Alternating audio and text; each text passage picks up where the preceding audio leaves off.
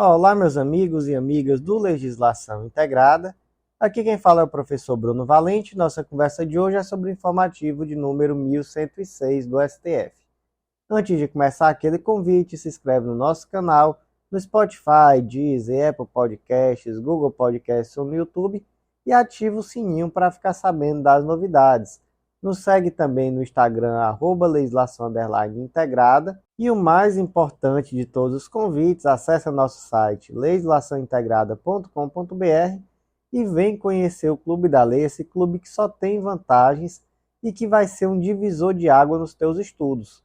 Gente, uma única assinatura te dá acesso a todos os nossos materiais que integram a lei seca e a jurisprudência e são semanalmente atualizados, e também a mais de 100 planos de leitura, inclusive planos focados em editais específicos. Nessa assinatura você tem acesso até mesmo aos novos planos que são adicionados na vigência da assinatura. Então só vantagem, um precinho super em conta, melhor custo-benefício do mercado de longe, vem fazer parte do Clube da Lei. Aproveita também e conhece o Mapa do Aprovado, esse curso que te ensina a estudar. No Mapa do Aprovado você vai adquirir autonomia para construir você mesmo seu plano de estudo de acordo com as suas estratégias. E por último, vem conhecer a Editora Integrada, essa editora que vem ajudando tanta gente a publicar aquele manuscrito que estava ali na gaveta, às vezes é uma monografia, uma tese, uma dissertação. E vocês sabem como é importante ter publicação quando se é concurseiro, já que muitas provas de concurso pontuam a publicação como título, então está aí uma oportunidade. Gente, sem mais delongas, vamos para o primeiro julgado do dia. O primeiro julgado do dia é uma tese de repercussão geral, tema 1268 do STF, foi inserido no decreto 20.910 de 32, que é o decreto que trata da prescrição quinquenal, e a tese ficou da seguinte forma: é imprescritível a pretensão de ressarcimento ao erário decorrente da exploração irregular do patrimônio mineral da União, porquanto indissociável do dano ambiental causado. Vamos lá, gente. Primeira coisa, qual é o prazo prescricional em regra naquelas situações que envolvem o poder público? Gente, em regra é um prazo quinquenal, é até por isso que o decreto 20.910 é muitas vezes chamado de decreto da prescrição quinquenal. Olha só o que diz.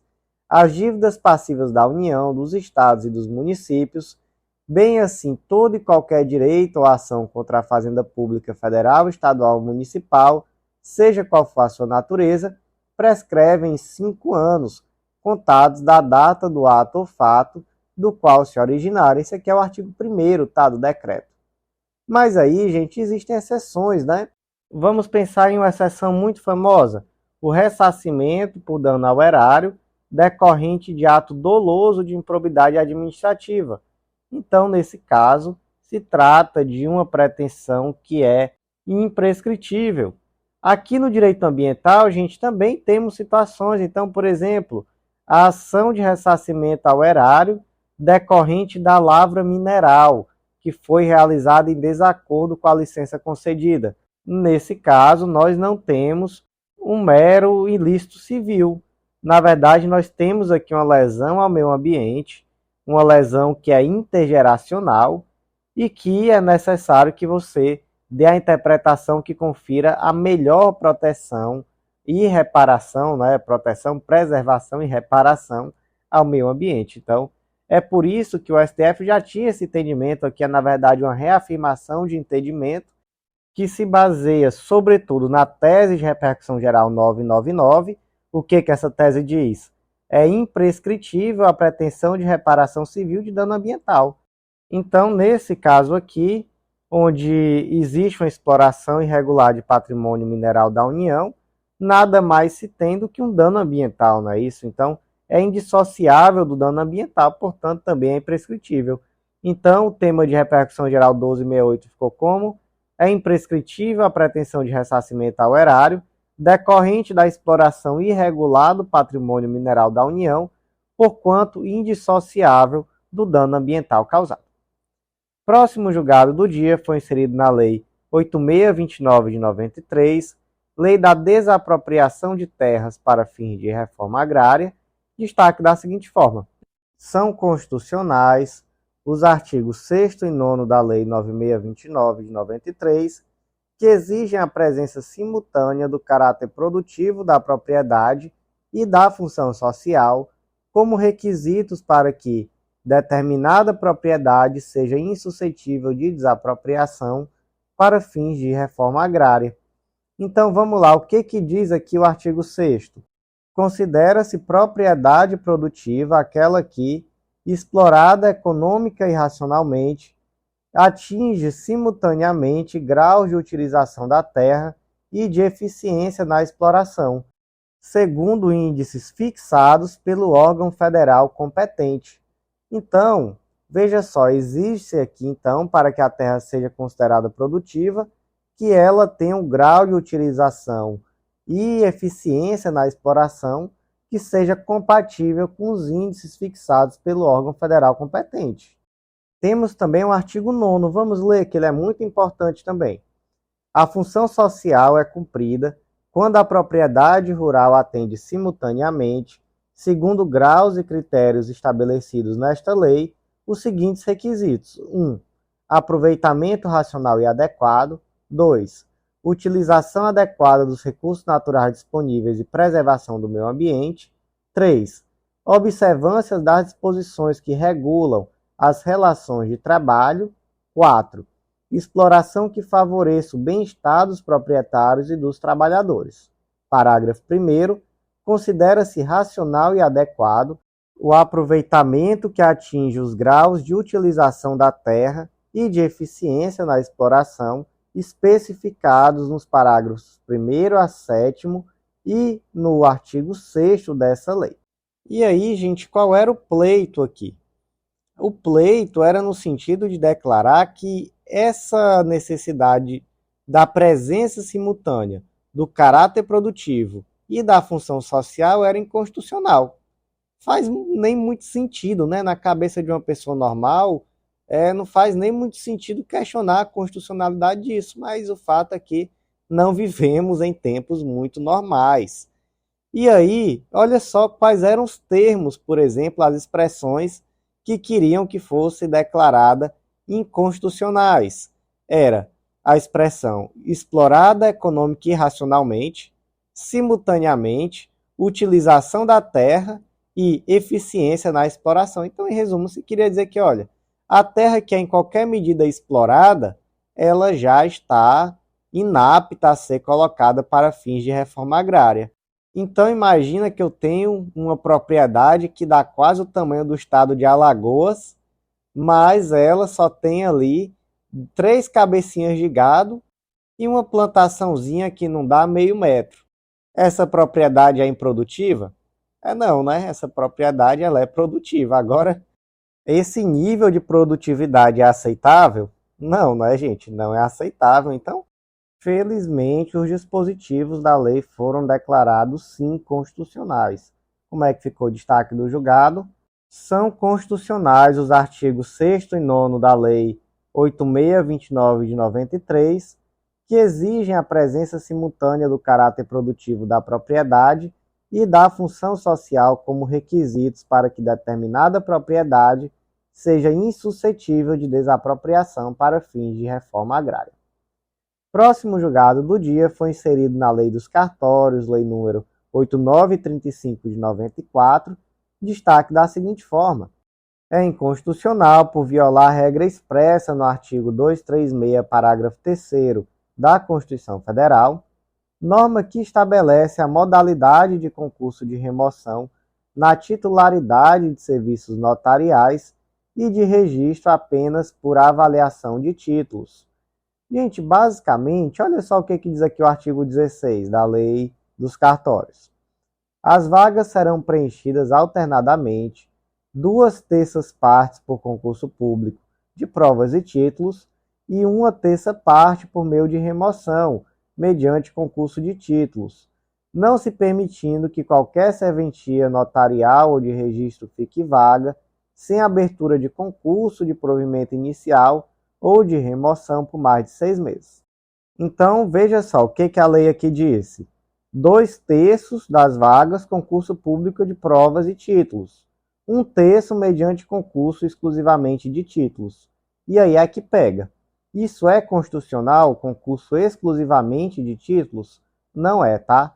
Foi julgado inconstitucional essa expressão aqui do artigo 16 da Lei dos Cartórios.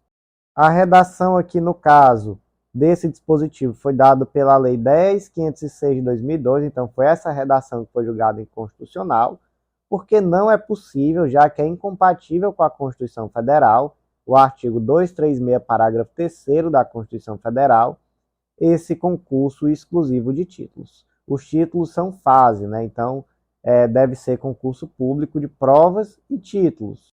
E aí, naturalmente, aqui o STF fez uma modulação de efeitos para poder não interferir na validade das remoções que já tinham sido realizadas até então, com uma observação que o termo final aqui, que aceitou-se a modulação, foi até 2009, porque em 2009 já teve uma resolução do CNJ, a resolução 81, que já deixava de permitir esse tipo de situação. Então, só aquilo que aconteceu entre 2002, que foi a vigência aqui da Lei 10.506 de 2002, e 2009, que foi a resolução 81, é que foi convalidado, tá? Aquilo que é posterior a 9/6 de 2009 realmente não foi convalidado, nem mesmo por essa modulação de efeitos. Então, em resumo, como é que ficou aqui o destaque do julgado? É inconstitucional por violar regra expressa no artigo 236, parágrafo 3º da Constituição Federal, norma que estabelece a modalidade de concurso de remoção na titularidade de serviços notariais e de registro apenas por avaliação de títulos.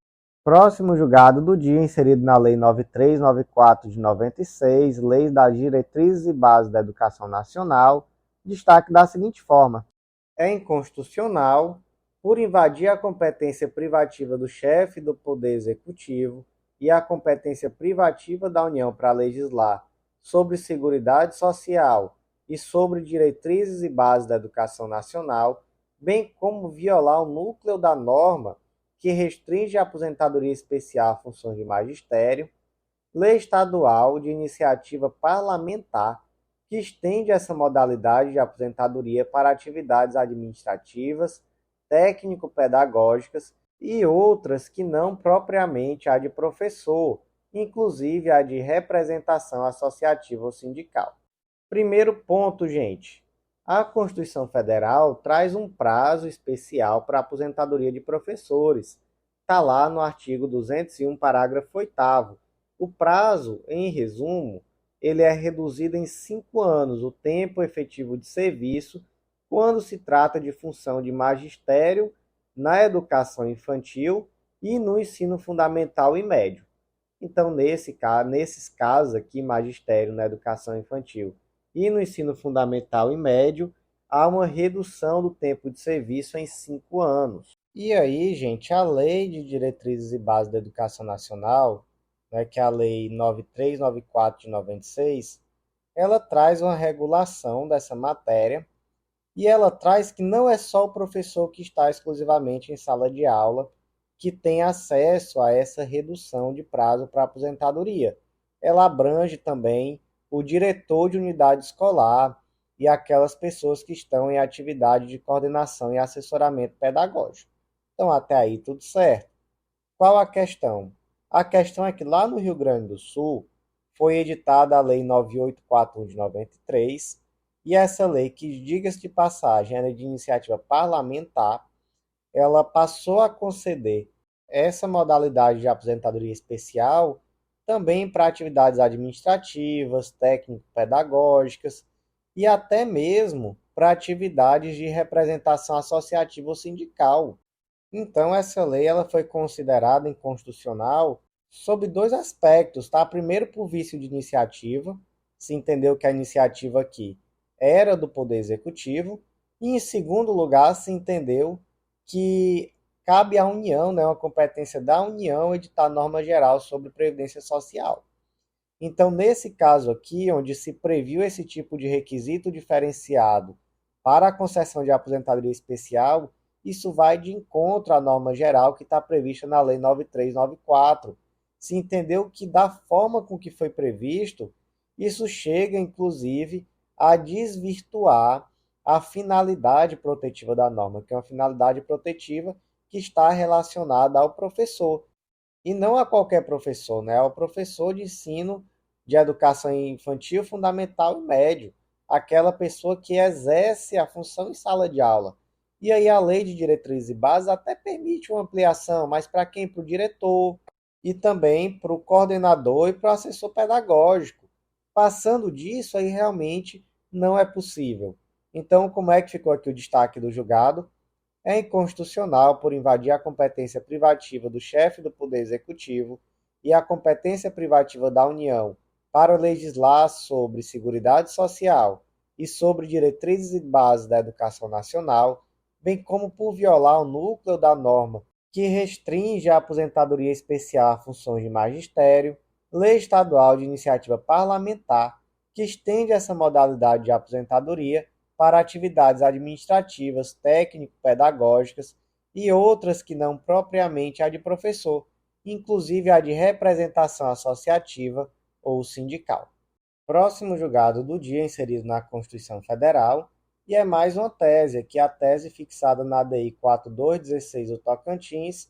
A tese ficou da seguinte forma: em respeito à autonomia federativa, não viola o artigo 37, inciso 5º da Constituição, a lei estadual que considera as promoções entre entrâncias para o escalonamento dos subsídios da carreira da magistratura. Gente, aqui é a lei 1631 de 2005 do Tocantins. O que essa lei previu? Previu que o desembargador do Tribunal de Justiça do Tocantins ele receberia um subsídio de 95% do subsídio do ministro do STF.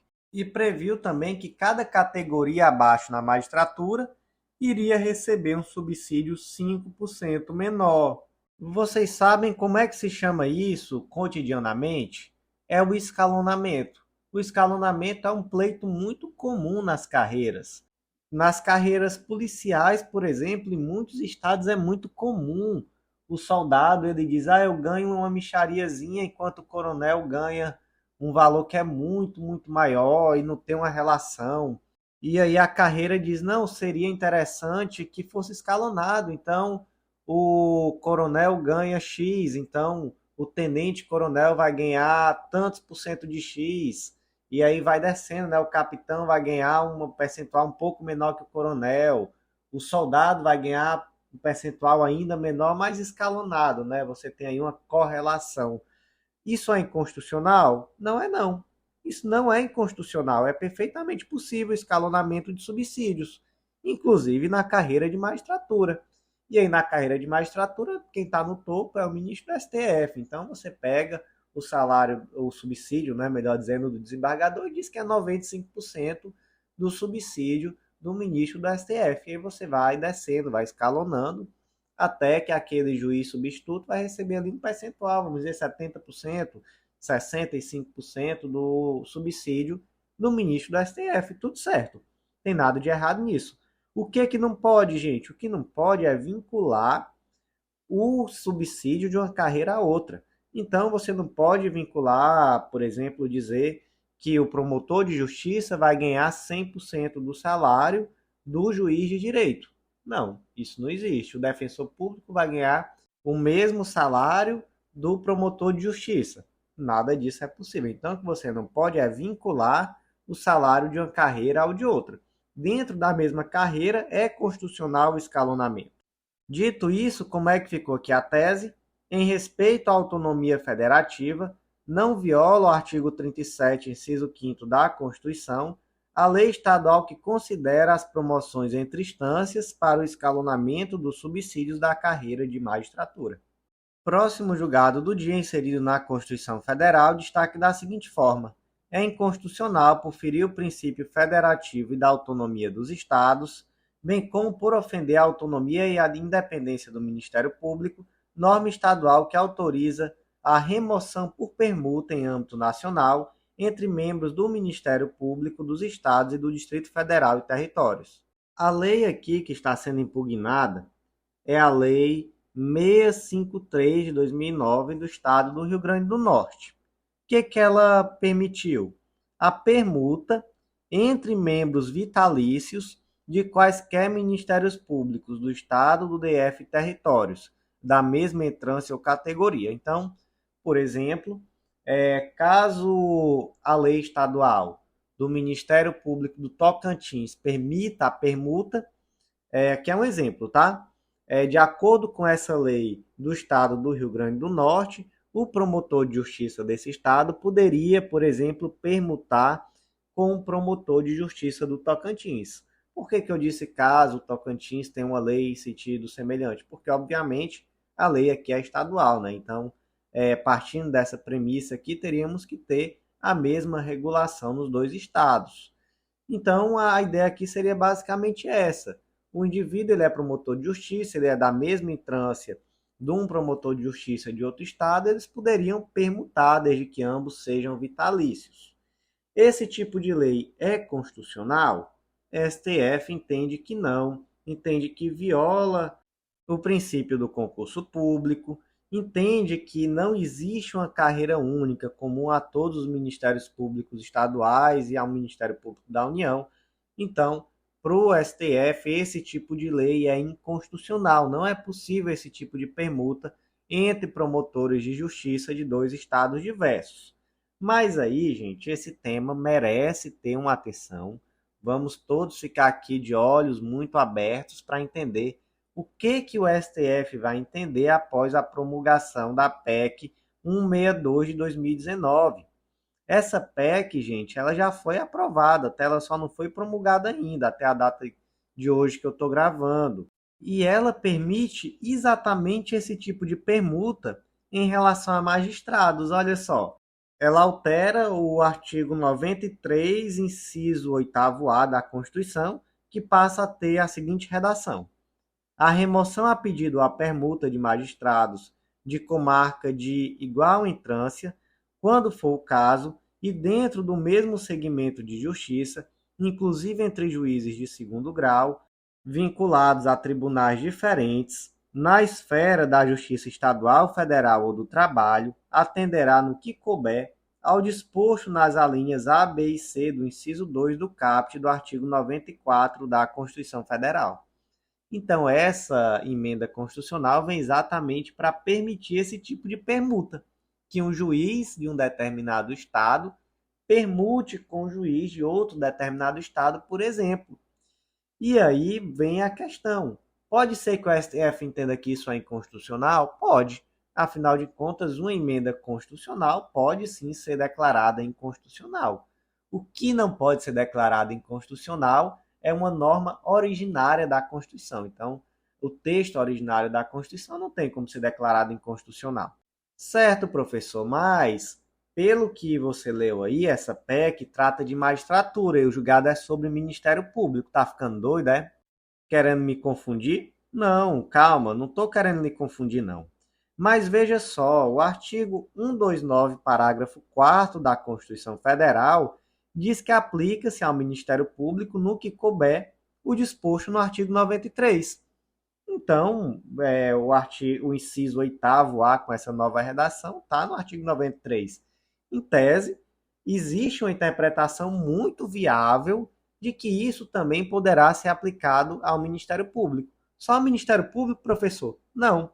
Olha o que diz o artigo 134, parágrafo 4º da Constituição Federal.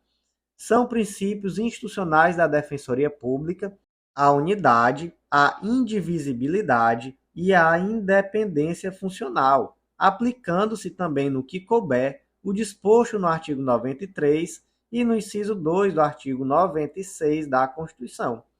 Então, também a Defensoria Pública. E é por isso que as carreiras, tanto da Defensoria Pública quanto do Ministério Público e da magistratura, estão de olhos bem abertos para essa PEC. Então, o que resta é esperar, saber qual será o desenrolar, se o STF vai entender que é constitucional ou não. Mas o fato é que eu vou reler aqui o destaque do julgado, que é o que está valendo hoje. Hoje está valendo isso aqui, ó.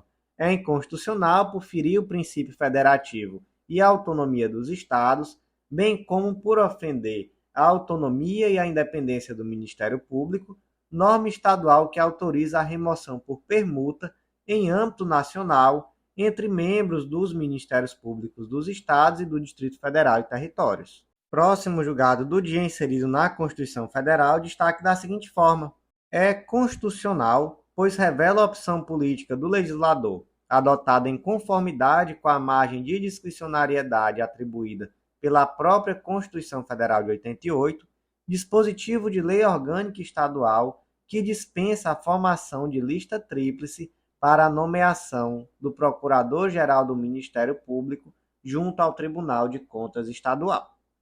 Qual a lei impugnada aqui? A Lei 2423 de 96 do Estado de Amazonas. Ela previu no artigo 112 que o Ministério Público, junto ao Tribunal de Contas, ele é dirigido por um procurador-geral que é nomeado pelo governador do estado entre os membros da carreira, permitida uma recondução. Então, qual é o ponto aqui? Que não prevê lista tríplice, né? Simplesmente diz que o governador nomeia entre os membros da carreira. Isso é constitucional? O STF entendeu que sim. Entendeu que as únicas garantias do Ministério Público regular, né, digamos assim, que são aplicadas ao Ministério Público do Tribunal de Contas são aquelas garantias subjetivas. E o que é isso? É, por exemplo, a vitaliciedade, a inamovibilidade, irredutibilidade salarial, independência funcional, forma de ingresso na carreira. Tudo isso daí é dispensado ao Ministério Público do Tribunal de Contas. Ou melhor dizendo, né, ao membro do Ministério Público do Tribunal de Contas. Mas as prerrogativas institucionais dispensadas ao Ministério Público comum, elas não são aplicáveis ao Ministério Público que atua junto ao Tribunal de Contas. Então, por exemplo, a autonomia administrativa, financeira, orçamentária, nada disso daí obrigatoriamente é atribuído ao Ministério Público que atua junto ao Tribunal de Contas. Então, da mesma forma, não existe a obrigatoriedade constitucional de que o procurador-geral do Ministério Público que atua junto ao Tribunal de Contas seja escolhido através de lista tríplice. Então, é constitucional esse dispositivo, sim, da lei do Estado amazonense. Como é que ficou aqui o destaque? É constitucional, pois revela a opção política do legislador adotada em conformidade com a margem de discricionariedade atribuída pela própria Constituição de 88, dispositivo da Lei Orgânica Estadual que dispensa a formação de lista tríplice para nomeação de Procurador-Geral do Ministério Público junto ao Tribunal de Contas Estadual. Próximo julgado do dia, inserido na Lei de Drogas, Lei número 11.343 de 2006, destaque da seguinte forma: é inconstitucional por invadir a competência privativa da União para legislar sobre matéria penal e processual penal, bem como por violar o Estado de Direito, os direitos fundamentais e o sistema constitucional especial de proteção de dados, lei estadual que cria cadastro de usuários e dependentes de drogas, com informações concernentes ao registro da ocorrência policial, inclusive reincidência. Então vamos entender. Se trata aqui da Lei 3528 de 2019 do Estado do Tocantins, e essa lei ela basicamente trouxe um cadastro de usuários de droga. E aí esse cadastro ele seria alimentado pelos registros de ocorrência policial, ele iria conter o nome do usuário dependente, o nome da droga, de qual esse usuário estava de posse, o registro da ocorrência, a forma pela qual o usuário dependente adquiriu a droga e outras informações de caráter reservado, objetivando preservar a intimidade do cadastrado. Aí a lei prevê que o cadastro será compartilhado com a Secretaria de Saúde e prevê ainda que o nome seria excluído caso houvesse um requerimento, mas que esse requerimento tinha que ter um laudo médico e informação oficial sobre não reincidência. Por fim, essa lei também prevê que o cadastro ele não pode ser utilizado para outro fim que não seja o de propiciar aos órgãos públicos o conhecimento dos usuários e dependentes de droga e os meios legais para libertá-los do vício. Interessante, né? Alguém tem dúvida que é inconstitucional? Não, né? Claro que é inconstitucional. Ela invade a competência privativa para legislar sobre direito penal e processo penal e ela não obedece à Lei Geral de Proteção de Dados. Além disso, gente, a Lei de Drogas traz como competência da União sistematizar e divulgar os dados estatísticos nacionais de prevenção, tratamento, acolhimento, reinserção social e econômica e repressão ao tráfico de drogas, está lá no artigo 8A, inciso 12. Então temos aqui uma lei que ela não traz um protocolo claro do tratamento desse material cadastrado, então viola a Lei Geral de Proteção de Dados. Temos uma lei que passa por cima de uma competência da União para tratar tanto sobre direito processual penal quanto sobre direito penal e também que passa por cima de uma competência da União para sistematizar e divulgar dados estatísticos de prevenção e tratamento acerca do tema, né? Então, temos aqui uma lei inconstitucional por vários motivos. Então, o destaque é inconstitucional por invadir a competência privativa da União para legislar sobre matéria penal e processual penal, bem como por violar o Estado de Direito, os direitos fundamentais e o Sistema Constitucional Especial de Proteção de Dados, lei estadual que cria cadastro de usuários e dependentes de drogas, com informações concernentes ao registro de ocorrência policial, inclusive sobre reincidência. O próximo julgado de hoje foi inserido na Lei 9394 de 96, Lei das Diretrizes e Bases da Educação Nacional, e é uma tese fixada na ADI 6412 de Pernambuco. A tese ficou da seguinte forma: é inconstitucional a lei estadual que autoriza o cômputo de gastos previdenciários como despesa com manutenção de desenvolvimento e ensino. Então vamos lá, vamos primeiro aqui entender.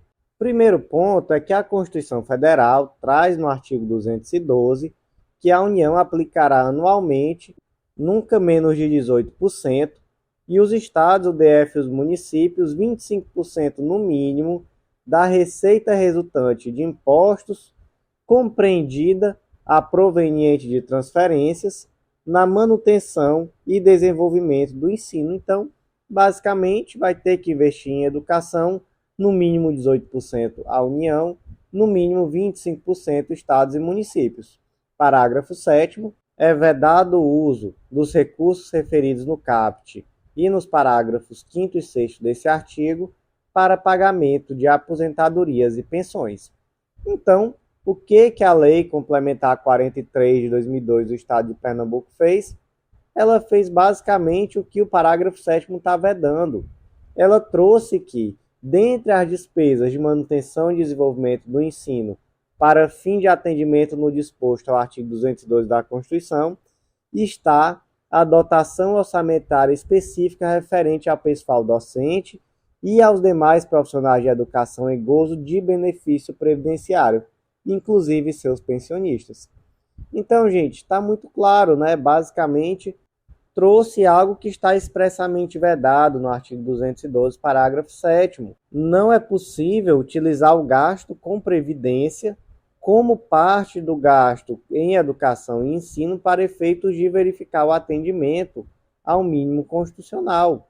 Sob pena de quê? Sob pena de prejudicar o próprio orçamento destinado propriamente ao ensino. Então, como é que ficou a tese? É inconstitucional a lei estadual que autoriza o cômputo de gastos previdenciários como despesa com manutenção de desenvolvimento e ensino. Próximo julgado do dia inserido na Constituição Federal, destaque da seguinte forma: a mora legislativa na edição de lei complementar para proceder aos ajustes necessários à adequação do número de deputados federais à proporção da população de cada estado e do Distrito Federal configura omissão inconstitucional do Congresso Nacional em dar efetividade à segunda parte do artigo 45, parágrafo 1º da Constituição Federal. O que diz o artigo 45, parágrafo 1º? Tratando aqui da Câmara dos Deputados, tá?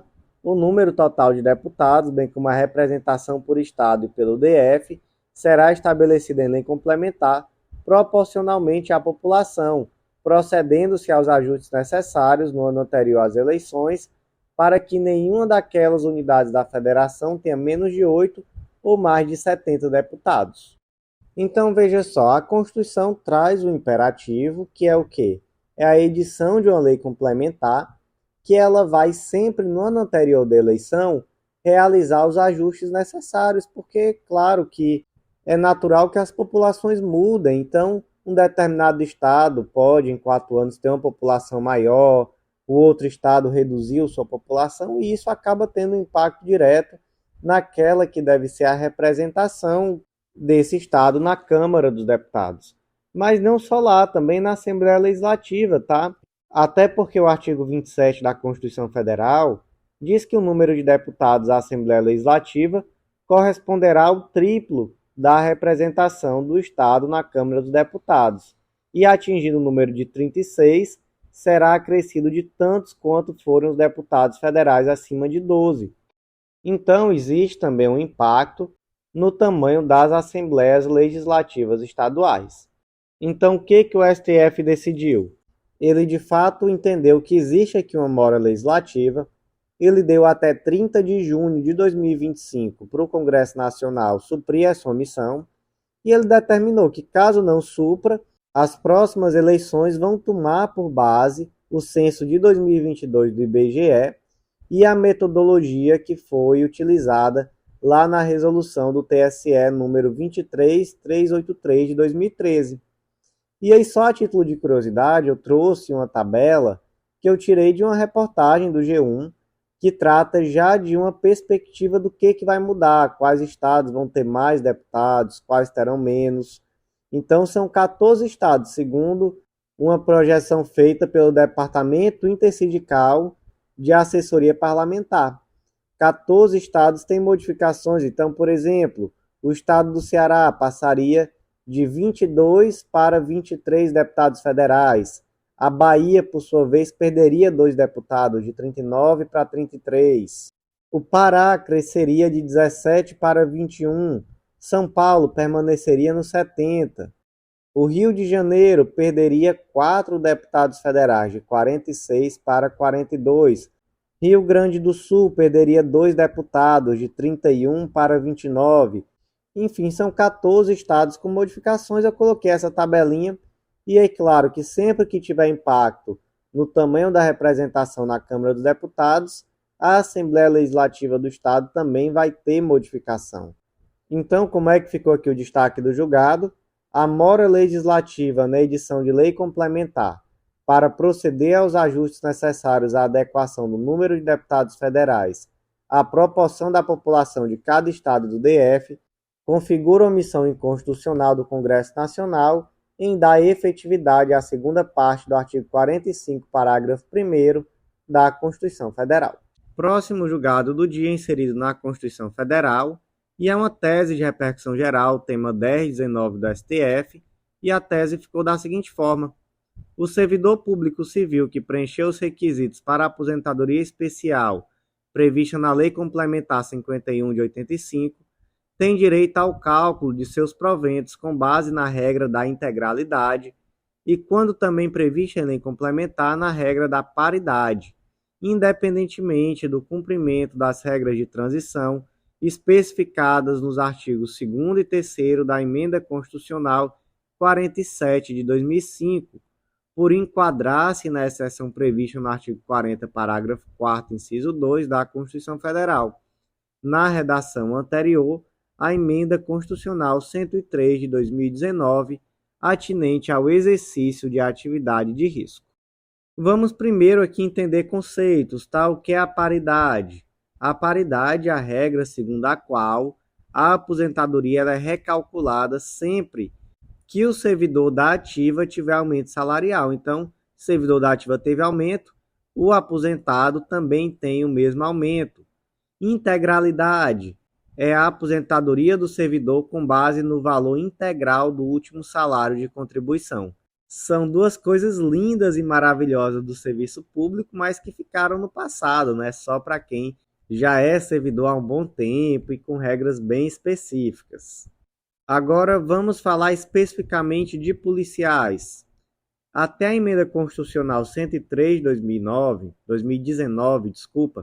era constitucional que, por meio de lei complementar, se previsse a possibilidade de integralidade e paridade, isso para policiais. Basta ver que lá no artigo 40, parágrafo 4º, com redação aqui já revogada, havia a vedação de critérios e requisitos diferenciados para a concessão de aposentadoria, salvo no caso de alguns servidores. E aí estava lá no inciso 2, aqueles que exerçam atividade de risco. Então, estamos debatendo aqui sobre a situação até a Emenda Constitucional 103 de 2009, tá? Como é que ficava aqui no caso dos policiais? A integralidade, ela já estava prevista em lei complementar de âmbito nacional.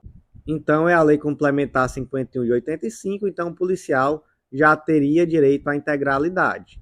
E a paridade? A paridade, ela dependia de cada estado. Então, se existisse ali naquela unidade federativa uma lei complementar que trouxesse a previsão da paridade, seria sim possível.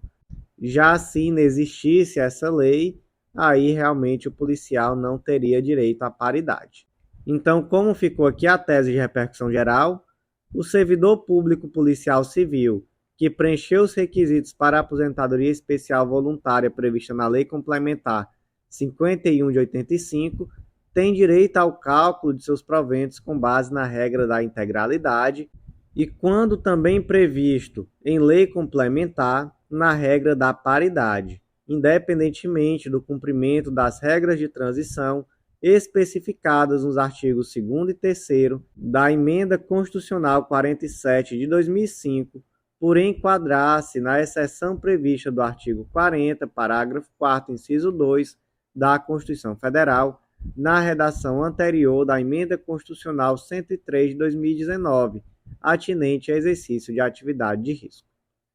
Próximo julgado do dia, inserido na Lei da Interceptação Telefônica, Lei número 9296 de 96, e é mais uma tese, a tese fixada na ADI 5315 do Distrito Federal. A tese ficou da seguinte forma: é constitucional o estabelecimento por resolução do CNMP de cautelas procedimentais para a proteção de dados sigilosos e garantia da efetividade dos elementos de prova colhidos via interceptação telefônica. O debate aqui é sobre a resolução de número 51 de 2010 do CNMP. Essa resolução dispõe sobre pedido e utilização das interceptações telefônicas no âmbito do Ministério Público. Em síntese, o que essa resolução traz? Traz questões procedimentais, uniformizando as práticas necessárias para assegurar a lisura e eficiência na atuação ministerial no âmbito das interceptações telefônicas. Isso é constitucional? Sim, essa resolução ela é constitucional. Em primeiro lugar, ela não interfere nas relações com a autoridade policial, então não existe aqui uma interferência ilegal na atividade da autoridade policial. E se entendeu também que não extrapola as competências do CNMP, não viola a competência privativa da União para legislar sobre direito processual e nem a competência da Polícia Judiciária. Então, por esses motivos, se entendeu que é sim constitucional essa resolução do CNMP. Como é que ficou a tese? É constitucional o estabelecimento, por resolução do CNMP, de cautelas procedimentais para a proteção de dados sigilosos e garantia da efetividade dos elementos de prova colhidos via interceptação telefônica. E o último julgado do dia, que é também disparado, o mais importante, trata de diversos aspectos do pacote anticrime, em especial aqui do tal do juiz de garantias. Então eu vou ler aqui o destaque e eu vou passar aqui a tratar sobre os vários dispositivos que foram objeto aqui do julgado. Então, é constitucional o artigo 3º da Lei Anticrime, especificamente quanto à instituição e a implementação do juiz de garantias no processo penal brasileiro, porquanto trata de questões atinentes ao processo penal, matéria da competência privativa da União, que tem natureza cogente sobre todos os entes federativos e poderes da República, No entanto, é formalmente inconstitucional por configurar a invasão desarrazoada à autonomia administrativa e ao poder de auto-organização do Judiciário, a introdução do parágrafo único do artigo 3D do Código de Processo Penal, que impõe a criação de um sistema de rodízio de magistrados nas comarcas em que funcionar um único juiz. Tá, vamos lá. São vários e vários dispositivos, eu vou vendo aqui os dispositivos e eu vou informar qual foi a decisão do STF acerca desse tema. Então, em primeiro lugar, fixação de uma regra de transição acerca do juiz de garantias. Quanto às ações penais já instauradas no momento da efetiva implementação do juiz de garantia pelos tribunais, a eficácia da lei não acarretará qualquer modificação do juiz competente. Então, uma regrinha de transição, no momento em que foi efetivamente implementado o juiz de garantias, essa implementação não vai acarretar modificação de competência de qualquer ação. Beleza? Vamos lá. Artigo 3A. O Código de Processo Penal terá estrutura acusatória, vedadas a iniciativa do juiz na fase de investigação e a substituição da atuação probatória do órgão de acusação.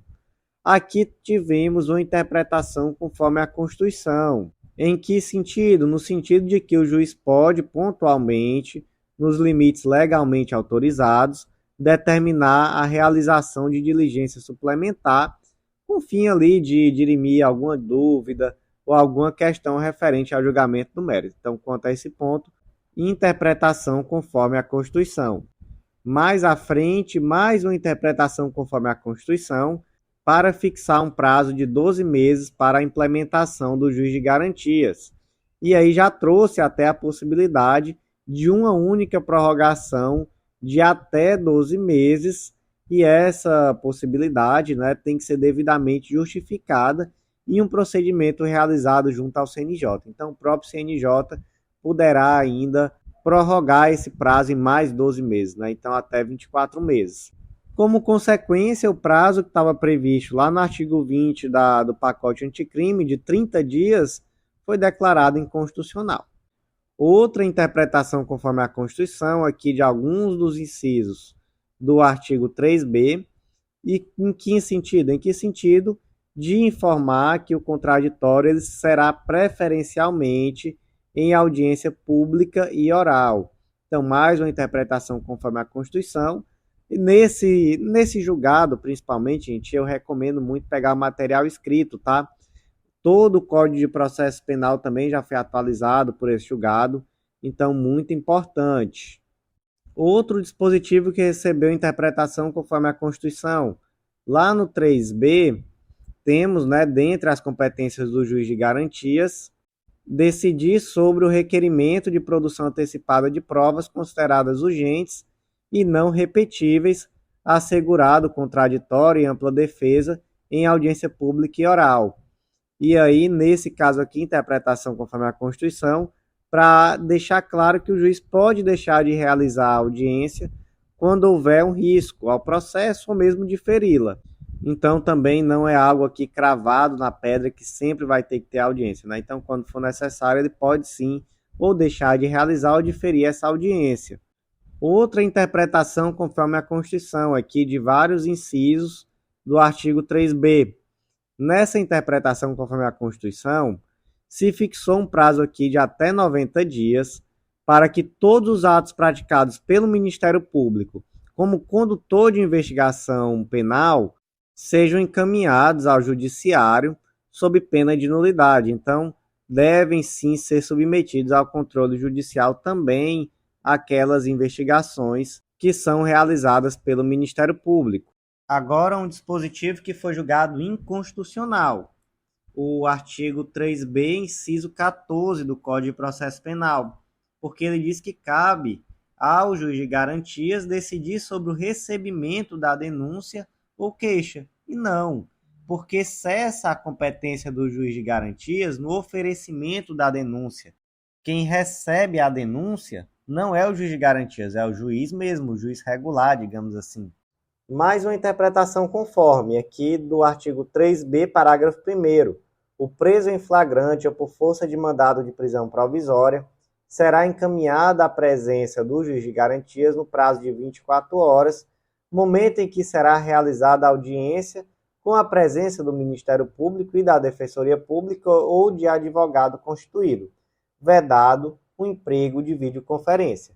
Aí aqui a interpretação conforme é para dizer que não é vedado o emprego de videoconferência, mas sim que cabe excepcionalmente o emprego de videoconferência. Então, é bem excepcional, mas é possível. O parágrafo 2º também recebeu interpretação conforme. O que ele diz? Se o investigado estiver preso, o juiz de garantias poderá, mediante representação da autoridade policial e ouvido o Ministério Público, prorrogar uma única vez a duração do inquérito por até 15 dias, após o que, se ainda assim a investigação não for concluída, a investigação será imediatamente relaxada. Então, qual foi o teor aqui dessa interpretação conforme?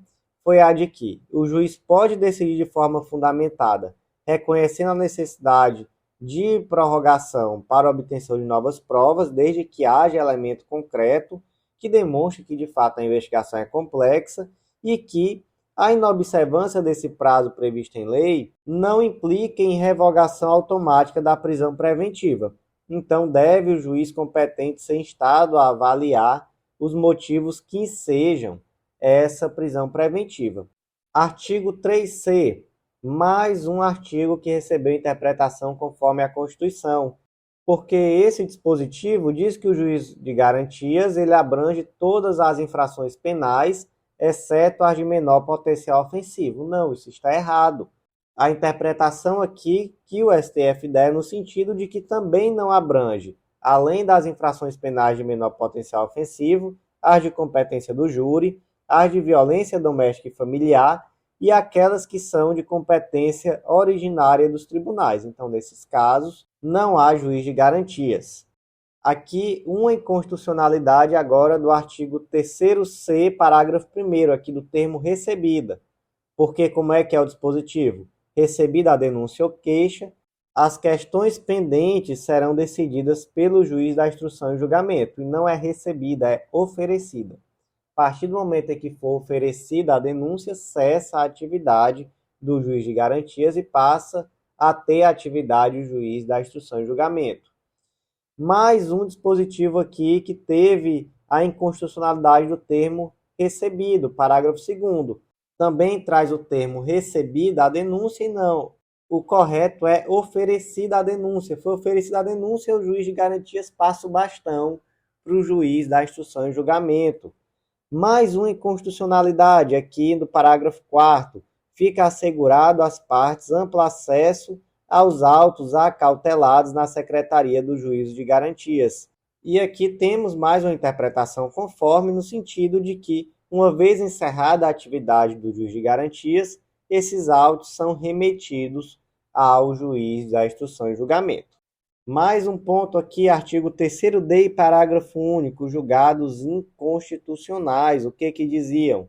O juiz que na fase de investigação praticar qualquer ato incluído nas competências dos artigos 4º e 5º desse Código estará impedido de funcionar no processo. Inconstitucional. Parágrafo único. Nas comarcas em que funcionar apenas um juiz, os tribunais criarão um sistema de rodízio de magistrados a fim de atender às disposições deste capítulo. Mais um dispositivo inconstitucional. Em relação ao caput, porque de fato se trata de algo desproporcional, que qualquer juiz que decida alguma dessas matérias já automaticamente está impedido. Não, isso é inconstitucional, de fato isso é desproporcional. E o parágrafo único, porque ele prevê um sistema de rodízio de juízes. Isso, gente, é matéria de organização judiciária. Então, ocorre aqui um vício de iniciativa em relação a essa matéria. O artigo 3º-E recebe uma interpretação conforme só de algo bem simples, é um termo. Ele diz que o juiz de garantia será designado. E não, ele não é designado, ele é investido. Ele é um juiz, ninguém está designando ele se investiu o juiz. Então, de fato, aqui, mais uma dentre várias outras atecnias do legislador. Porque o que não falta aqui nesse pacote anticrime é a tecnia, né? Eu não sei como é que uma lei consegue ser tão mal feita do começo ao fim, mas de fato esse é o pacote anticrime, essa lei patética que o STF precisa ir passando inciso por inciso, parágrafo por parágrafo, artigo por artigo, dando interpretação conforme, porque senão fica uma coisa que não faz sentido, que uma coisa não se bate com a outra. Então, realmente, aqui o legislador deu aula de como não se legislar. Uma lei extremamente mal feita que você pode procurar, não agrada a ninguém. Todo mundo conseguiu sair com grandes críticas, não importa qual a sua opinião política, qual a sua posição, mas enfim, vamos deixar de desabafar e vamos continuar porque ainda tem coisa, viu? O artigo 3F e o parágrafo único tratam sobre a relação da imprensa com a persecução penal. Então, por exemplo, o juiz de garantias, ele deve assegurar que o tratamento do preso se dê de forma que a imprensa não possa explorar a sua imagem de forma vexatória, por exemplo. E aí aqui tivemos uma interpretação conforme, no sentido de que as informações sobre realização de prisão e identidade do preso pelas autoridades policiais, MP e magistratura devem assegurar a efetividade da persecução penal, o direito à informação e a dignidade da pessoa humana que está ali submetida à prisão. Mais uma interpretação conforme aqui do artigo 28 do Código de Processo Penal. Esse dispositivo traz uma mudança bem sintomática de como se dá o arquivamento do inquérito. Olha só, ordenado o arquivamento do inquérito policial ou de qualquer elemento informativo da mesma natureza, o órgão do Ministério Público comunicará à vítima, ao investigado e à autoridade policial e encaminhará os autos para a instância de revisão ministerial para fins de homologação na forma da lei.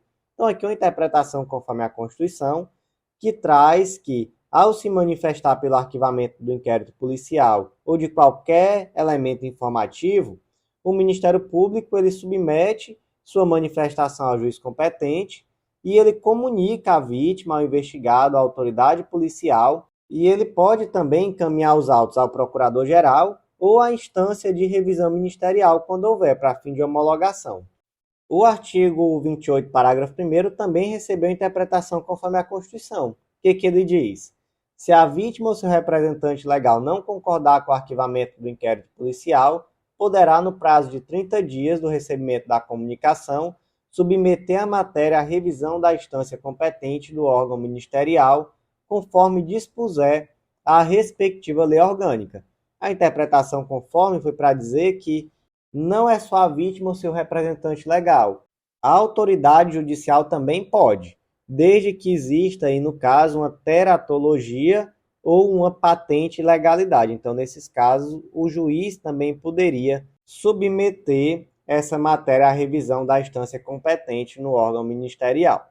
Quanto ao acordo de não persecução penal, foi julgado constitucional, tudo certinho, inclusive os parágrafos ali do artigo 28A que haviam sido impugnados, mais uma interpretação conforme aqui do artigo 310 para determinar que excepcionalmente é possível realizar a audiência de custódia por meio de videoconferência, então aqui uma interpretação conforme a Constituição, e também uma interpretação conforme a Constituição do parágrafo 4º aqui do 310, que diz que transcorridas 24 horas após o decurso do prazo estabelecido no caput desse artigo, a não realização de audiência de custódia sem motivação idônea ensejará também a ilegalidade da prisão, a ser relaxada pela autoridade competente, sem prejuízo da possibilidade de imediata decretação de prisão preventiva. Então, aqui a interpretação conforme foi para dizer que é necessário primeiro verificar se existe ali uma excepcionalidade que justifique a prorrogação do prazo para a realização da audiência de custódia ou mesmo a sua realização por videoconferência. Isso tudo sem prejuízo, da possibilidade de imediata decretação de prisão preventiva.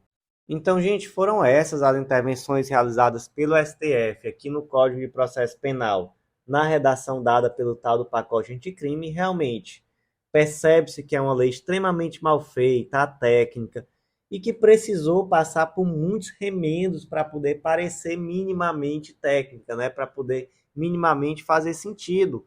Uma legislação que traz avanços, traz o juiz de garantias que realmente esperamos que seja algo civilizatório Não sabemos como vai funcionar na prática, né, ainda, mas temos aí uma expectativa, mas de uma forma muito mal feita, né? A verdade é essa, e aí o STF precisa fazer um monte de remendo em uma situação em que só ler a lei acaba trazendo um monte de confusão na sua cabeça, porque vai ter um monte de coisa errada na lei. Vai ser necessário sempre estudar a lei de forma integrada com a jurisprudência. E é por isso que a gente faz esse trabalho de integração, porque realmente faz muito sentido. E as coisas fluem melhor dessa forma, quando você vê a lei e a jurisprudência de uma forma simultânea. Meus amigos, por hoje foi isso. Eu agradeço a você que ouviu até o final. Vou refazer aquele convite, acesse legislaçãointegrada.com.br e vem fazer parte do Clube da Lei, esse clube de membros que dá acesso a todos os materiais de lei seca e jurisprudência do Legislação Integrada e a mais de 100 planos de leitura, tudo que você precisa para um estudo completo, atualizado e organizado de lei seca e jurisprudência.